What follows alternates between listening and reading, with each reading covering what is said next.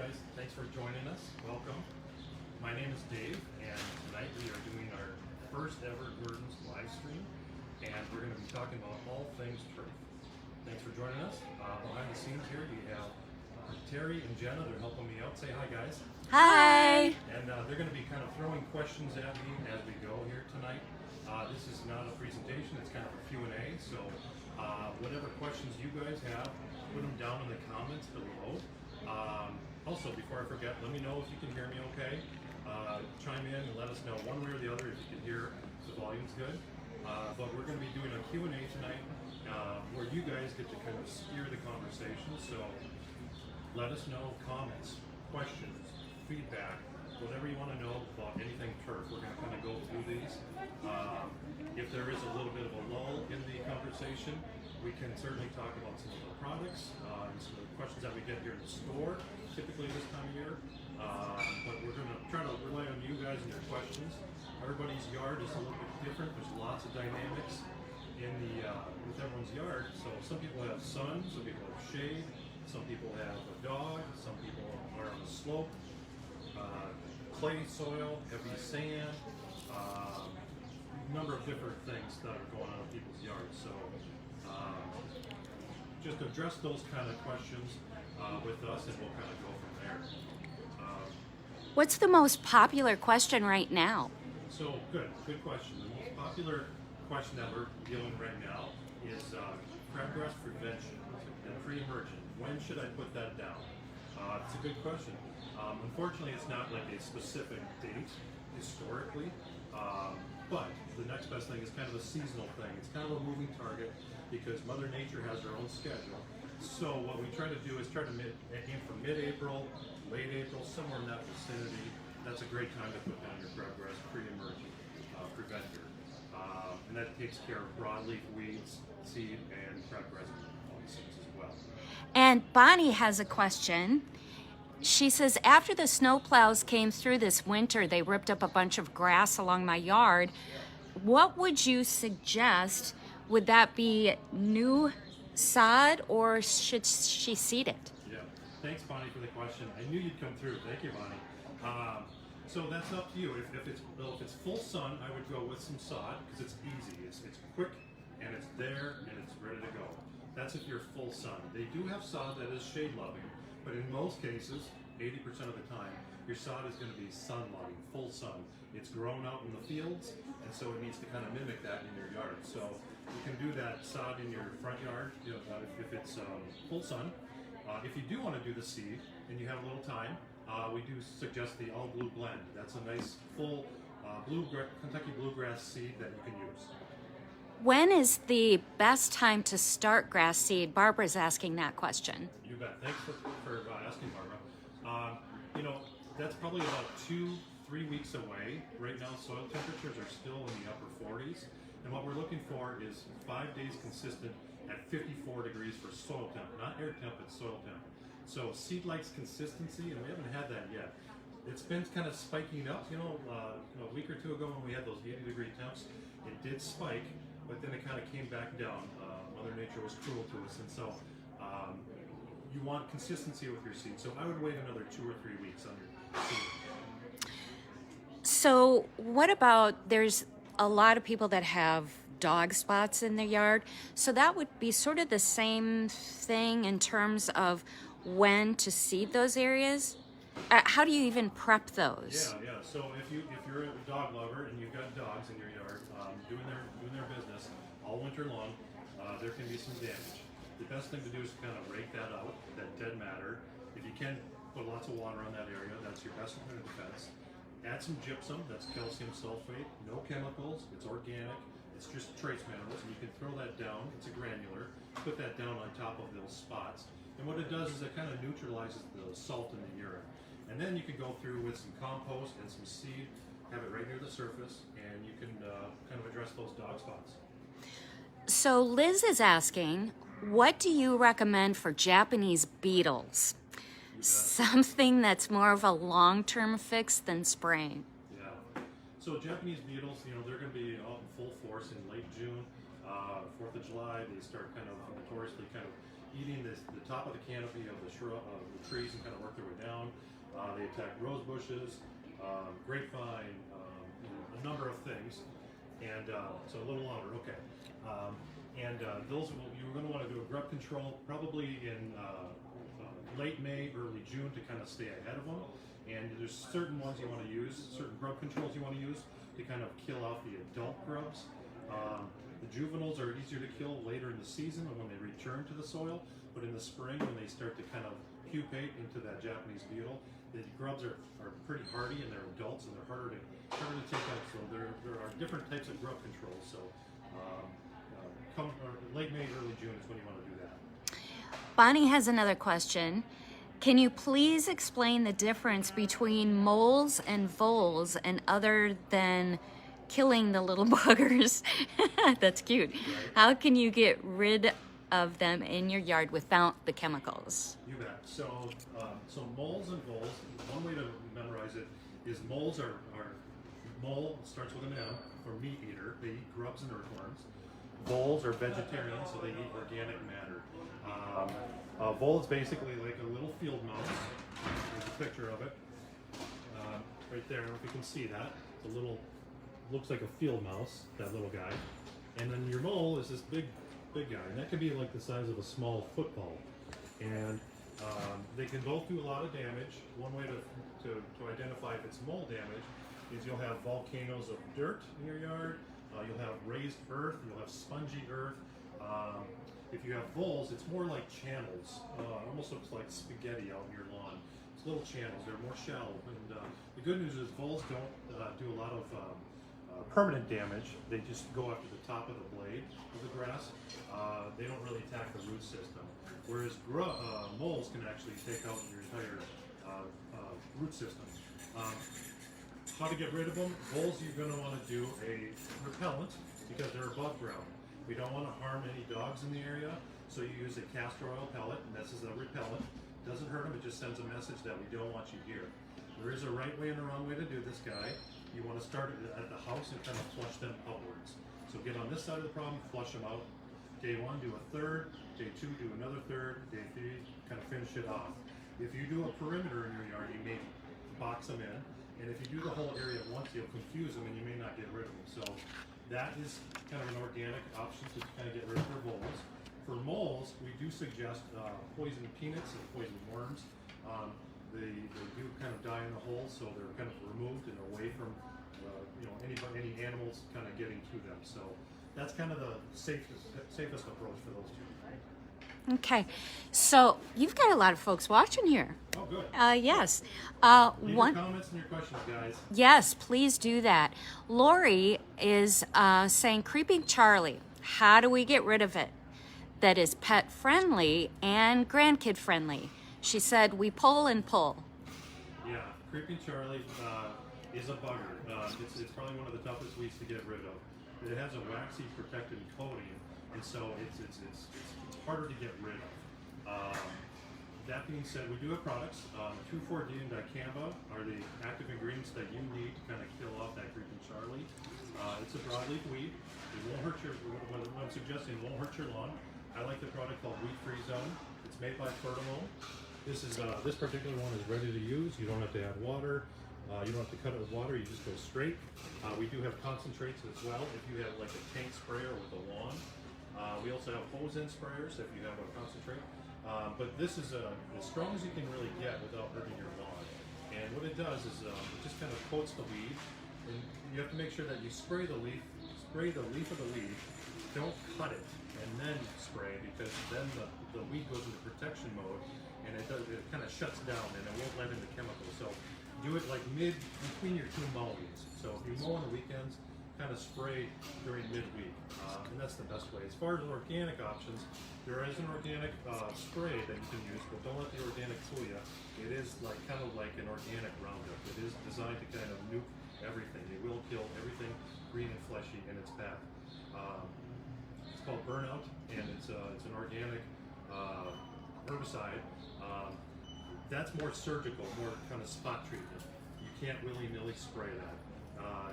There's not a lot of options as far as kind of organics, as far as willy-nilly spraying. So hopefully that answers your question. Well, there's a lot of questions. So we also have best way to get rid of crabgrass, and I think you had mentioned that, but you can certainly go over that again as people move in and out. And also, Bonnie says, hate to keep bugging you, Dave, but when should we start raking so as not to wreck the roots? And when should we start mowing? How high should the blades be? And she also says, you're doing great. You're a rock star. Oh, thank you. So the first question about the crabgrass. So we have pre-emergence, like the Gertens JRK pre-emergent. This is something that you should be applying in about a week or two from now to kind of get on this side of the problem of crabgrass. And that's for future crabgrass. So this is a pre-emergent, so preventative measure. If you already have crabgrass, you're going to want to do something like a topical spray where you can be kind of go after your existing, and we have that here too. Quinclorac, not to nerd out on you, but quinclorac is the active ingredient you need for crabgrass killing, and that's in particular sprays that we have. As far as raking, when to do it, you can do it now if your lawn is fairly dry. If you're kind of wet, then I wouldn't do it, just because it's going to create more damage, especially if it's kind of spongy. So if you're dry, and everyone's yard is different, some people's yards are a lot more drier off than others, you can do it now. Okay. Another question.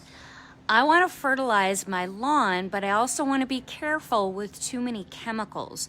Do you have any recommendations for the best fertilizer with some maybe organic methods? You bet. So I don't know if you can pan down here, but there's a Sustain fertilizer down there. Got it. Yep. So Sustain is a local company. They're out of Cannon Falls, Minnesota, and they do the first step that they do is corn gluten, and that's an organic option. It's a preventative measure. It's just kind of like the Gertens version, but it's organic. And then they also have a step 2, 3, and 4 that takes you through the entire season, and it's basically turkey manure. And so those are nice options for fertilizing your lawn if you have kids or dogs, and it's a local company. All right. Okay, so what else have we got here? All right. Why is the edge of my lawn next to the road so bad? I know, me personally, that's where all the crabgrass or dead stuff is. What do we do, and how is there a way to prevent that? You got to get on that, Terry. I knew you were going to say that. Well, we all have those spots in our yards, and for a lot of people, it's along the boulevard or along your driveway, because you get that heat that radiates off the road, where not much will live except for broadleaf weeds, crabgrass especially. There's different options you can do. We have different chemical options you can do, but yeah, that's certainly it's tough with salt from snow plows. You can throw down a product called Gypsum, and it's basically calcium sulfate. Again, it's trace minerals, no chemical, and it just kind of neutralizes that salt. So Dave, we have a question from Erica. We have a large tree in our yard, and its roots keep emerging above the lawn. We cover with soil and add seed, but these roots are partly above ground every year. Should we be irrigating more, or is there anything else we can do? Yeah, so the root system, so those trees, they're trying to get more oxygen. That's what the roots are doing. They're trying to surface and get more oxygen. So my advice would be to kind of cover those up as best you can. Don't smother them. They want to be near the surface, and that's okay. But don't smother them. So cover them with some soil so that your mower doesn't nick those roots. And then you can do some seeding in there with a heavy, dense shade seed. We have one here. That's great for under maple trees, especially because their roots like to come up, and those roots, they're going to compete with the turf and the ultra dense. All right. We call this the cave. This is as dark as you can get. I mean, it's really good for maples or between houses where there's no good even filtered light. So we nicknamed this the cave. It's very good. Ultra dense. Okay. So ask for that one. But yeah, you can throw down some compost or some topsoil, do some seeding, and like you said, the irrigating. You can keep up on your irrigation. Okay. We do have another question. This is from Jane, and I think you kind of addressed this before, but how can I fix the dead spots that are on my lawn from dogs going potty? She's so proper. You know, it's the dogs are our best friends, but at the same time, they can do a number. So, you know, gypsum is a good option for that. Raking out that dead thatch and kind of replacing it with some compost, and then doing some seeding, you'll be just fine. But in the fall, anticipating where your dog does their business, you can either try to train them to go in the mulch. That's not always successful, or you can try to be preventative and throw down gypsum in that area, kind of forecasting that they're going to do a lot of damage in that area. So you want to kind of offset that as much as you can. So water and gypsum are the answer. Okay. So and you might have addressed this a little bit earlier, but you know, I know that I have had piles of leaves that I didn't get to, kind of in the shadows and that, and they're soggy, they're wet. How do I take care of that without ruining the lawn? Yeah. It's best to kind of rake that stuff up in this fall, kind of get ahead of that so that you don't have fungal issues come springtime, because that's just going to get wet and matted, and it's just going to smother the lawn all winter long. So it's best to kind of not leave that. Rake it into your garden beds, that would be fine. But in your lawn, you don't want that unless it's kind of mulched up. And then in the spring, definitely rake that up and get it out of there. Some people compost it, some people just kind of use it as a mulch. All right, so Bonnie is asking, could you answer the question about how high should the mower blades be for the initial spring mowing? Sorry, Bonnie. I missed that one. Sorry. I did hear it, but I missed it. Sorry. So in the spring, so I wouldn't mow for at least a good month. You know, let that lawn get established. What you're doing is letting the roots kind of find their way. If you start mowing and hacking it down, you're not going to have, the roots aren't going to search for moisture and nutrients as likely. They're going to be a little bit more stagnant. Also, that blade needs to catch as much sunlight. And right now, yes, the sun's getting higher in the sky, but it's still kind of low compared to midsummer. And so those blades need to catch those sun rays. And so if you're cutting those blades down, it's not going to get there. So it's best to kind of let it go wild as long as you can. I probably won't mow my lawn for 3 weeks to a month from now, at least. So I'm full shade though, so you might be a little bit further along. And what is the best height to mow your lawn? Yeah, your lawnmower blade. Yes. Yeah, so 3 1/4, 3.5 inches is kind of the sweet spot for your lawnmower blade. As summer gets a little bit further along and gets hotter, you can extend raise your blade a little bit. When you're doing seeding, you can lower your blade. So lower your mower, I should say, the deck of your mower. So it kind of depends on what you're doing. Are you seeding, or is it midsummer, or what? But yeah, I would say that your sweet spot is around 3 1/4, 3.5 inches. And Marie is asking, how do I get rid of moles coming into my yard from neighbors?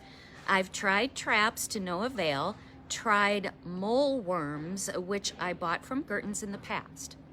Yeah, so don't be too harsh on your neighbors, but you know, it's kind of a dance with these guys. You know, they can be territorial, so it could be one doing all the damage, or you may have a few, I'm not sure, but yeah, the idea is to kind of drive them. You can either use the poison peanuts, like I mentioned earlier. The poison worms are okay, but there's a little bit more monkeying around with them. You're going to be touching them more because you got to kind of submerge them into the tunnels. Poison peanuts are a little bit easier, and you can kind of stick those in the holes a little bit easier. That's kind of the best approach. We do have repellents. The Molmax and Volmax. This will also kind of repel them, but it's not as effective as the poison peanuts. I will say that. But yeah, the good news is you probably have nicer turf than your neighbors. That's why they're coming over to yours, because they're feeding on the earthworms and the grubs and things like that. So you have better turf, so you can throw that at your neighbors. So. Looking at the bright side. Look at the bright side. Yeah, definitely. So I have to ask you, what's that straw blanket you have over there in the corner? Yeah. So, What's that for? So this is a, like you said, it's a straw blanket. It's a seed germinating blanket. If you look super close, it's held together with a fish line netting. I don't know if you can see that inside there. Probably not, but no. It's wrapped up. It's got a fish line netting to kind of hold it together. And what you do is after you get your seeding done, this is mostly important if you're on a slope and a pretty good pitch, if I might add. You don't necessarily need this on level ground. That is where something, the big bag comes in, the pen mulch in the middle here. That's something you can do. But if you have like kind of a slope, this is where you roll this down over your seed, and then you can staple it down with sod staples. And so this is something to kind of keep the birds out of it, keep it moist, and it's a nice, it protects the seed basically. So Liz has a question. Yes. Do you have soil testing to find out what kind of soil people have, like high in acidity or alkaline, so we can know how to fix the soil if it needs it? Yeah, so we do, thanks Liz. So we do have soil testing kits. We don't do testing here at Gertens ourselves, but we do sell the kits here. And then you can also contact the University of Minnesota. And last time I checked, it was around $17, about a week and a half turnaround time at that time. And you just basically they give you a little baggie, a little sample envelope baggie. You put a sample of your soil in. I think they want you to grab different areas of your yard, put it in the same envelope. They test it. They give you the results in kind of a sheet, and then you can bring the sheet into us here at Gertens, and we'll help you kind of read it because it's it's kind of like chemistry. And so we'll tell you where you're low, where you're high, what you need to kind of do to kind of amend that soil. But yes, we do sell soil testing kits. And I will also say it's more important for veggie gardens, less important for turf. Okay, so another question from Bonnie. Yes. What are your thoughts about removing dandelions? Do you think it's a good idea to leave some for the early pollinators emerging as a source of food, as she refuses to use chemicals? So one, Bonnie is relentless, right? I mean, can we also tell that she's an animal lover? Yes. So she, Bonnie is a great source of knowledge with our bird department. I will say that too. But as far as the dandelions, I do like to let the dandelions go. I do. They're easy to kill. Yes, there's a lot of, they're very numerous. So I understand that, but I like to let them go, let the bees kind of do their thing before I start dumping chemicals on them. They are easy to kill compared to some of the other, like clover and thistle and creeping Charlie. They're easier to kill, so I can live with them. They're kind of nice to look at too. I know some people are probably cringing, you know, and then there's other people that say, you know, you can make tea and salads with them. So Wine. Yeah, and tea, yeah, dandelion wine. So you get both sides of it, but dandelions don't bother me. It's the other stuff that's harder to kill. Okay, we're going to go back to the straw mulch because Erica asks, do you need to remove it as the grass begins to grow through? Yes, good point, Erica. Thanks for reminding me. So that as the grass little seedlings start to poke through the netting, you're going to want to remove that plastic, the fish line netting. If you don't, it can become a problem down the road for you. It can snag your mower. It can also choke out your grass. The only time I'd leave it is if you're on a very steep slope and you need to kind of hold erosion in, and you don't want to mow that anyway. Otherwise, I would try to remove that. Otherwise, it can be a problem for you down the road. Okay, so actually, Liz, we're coming back to what you had mentioned about the poison peanuts for moles. Yes. And she asks, isn't using poison really bad because other animals might eat the dead mole? It's possible. It's possible. You know, the mole will be underground, most likely, in its tunnel. That's where the carcass will be, most likely. So it's possible, but not likely. You know, if you're worried about coyotes or hawks getting that mole, not likely, but it could happen. There are traps. There's spring-loaded traps and things like that. Success is, you know, and it's kind of gory. But I would, if it was me in my yard, I would do the poison peanuts. Okay. Craig says they would like to turn their established lawn into all white clover lawn for the bees. Do we need to pull up the sod? Any suggestions? Thanks, Greg. Great question. You know, that's a tough one.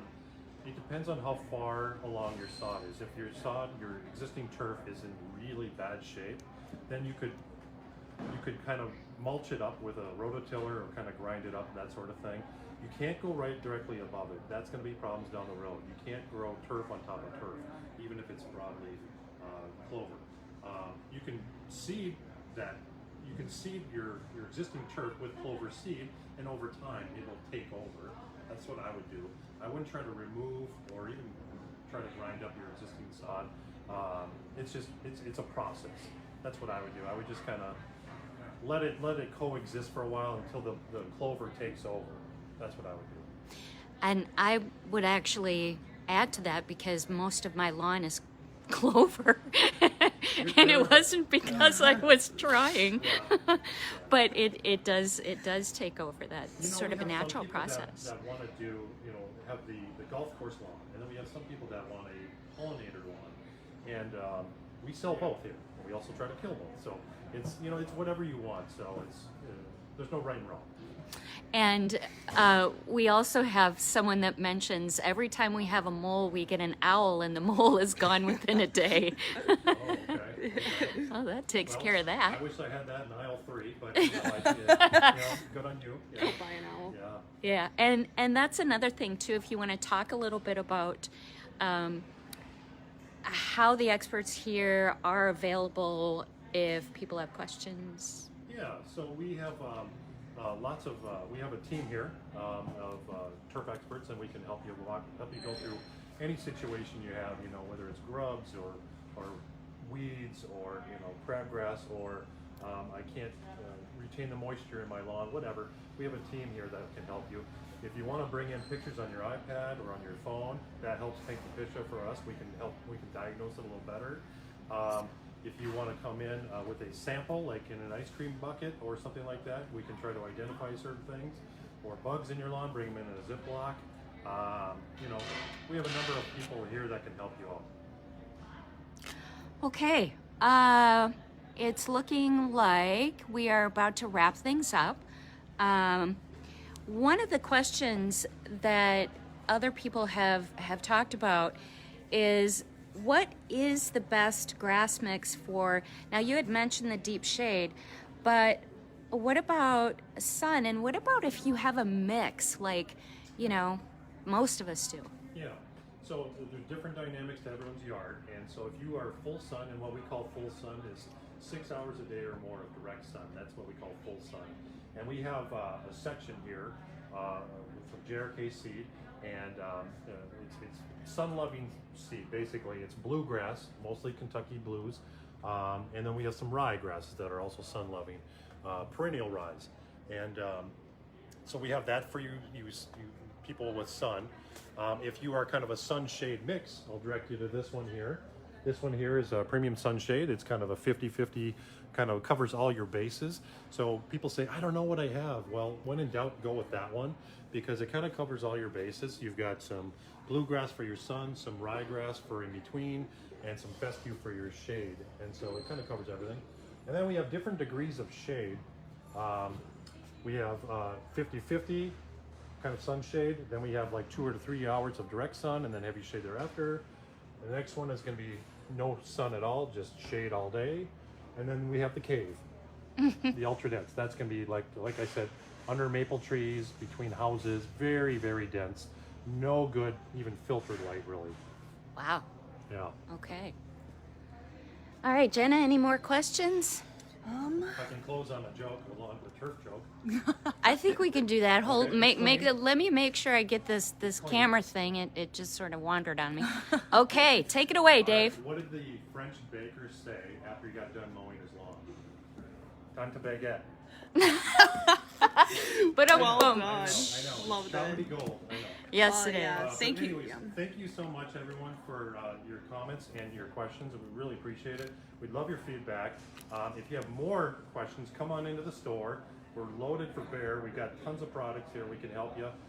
We love seeing everything in your yard, and so we can help you get through that. And thanks again. Until next time. Thanks, everybody. Bye-bye.